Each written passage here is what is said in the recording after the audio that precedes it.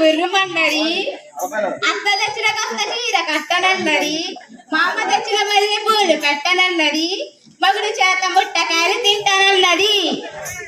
నాన్నగారు నాన్నగారు కథ చెప్పండి. అబ్బా నాకు చాలా బిజీగా ఉందమ్మా, వెళ్ళి మీ అమ్మని అడుగు. అమ్మా అమ్మ కథ చెప్పండి, నాన్నకి బిజీగా ఉన్నారంట. ఏదో పని ఉందని తెలుసమ్మా, సీఎం కూడా ఇంత బిజీగా పని ఉండదు. నాకు వంటగదిలో పని ఉంది కానీ వెళ్ళి నేను చెప్పించుకోపో కదా. నాకు కథలు చెప్పమన్నా కథలు చెప్పమన్నా ఎప్పుడూ బిజీగానే ఉంటారు. నాయనమ్మ కథలు చెప్పండి.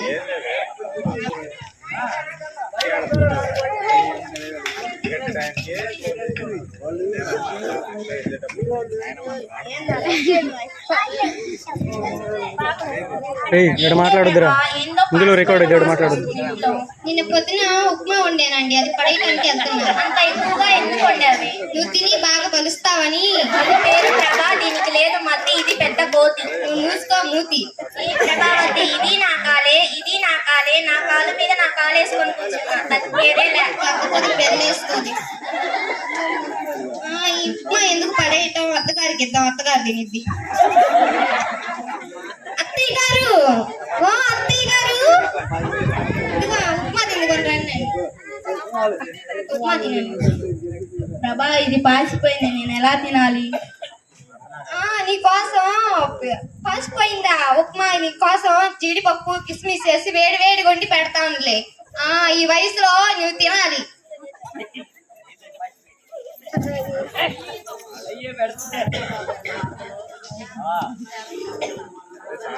ఈ వయసులో ఒలింపిక్స్ కెళ్ళి బాగా వెయిటింగ్ చేద్దామనే.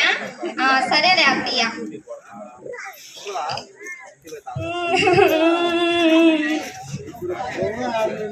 ఏమైంది ప్రభా?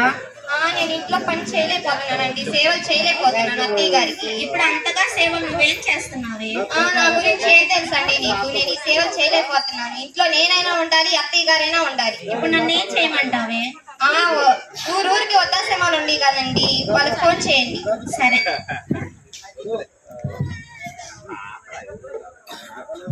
హలో, వృద్ధాశ్రమేనా?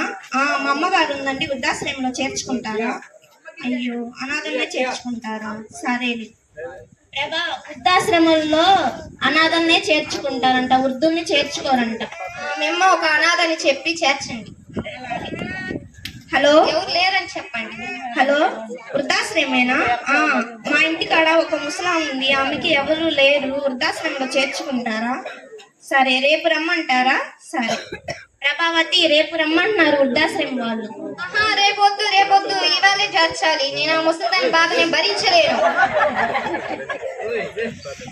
నాన్నగారు ఏంటి నాయనమ్మ అంటున్నారు? ఏమైంది?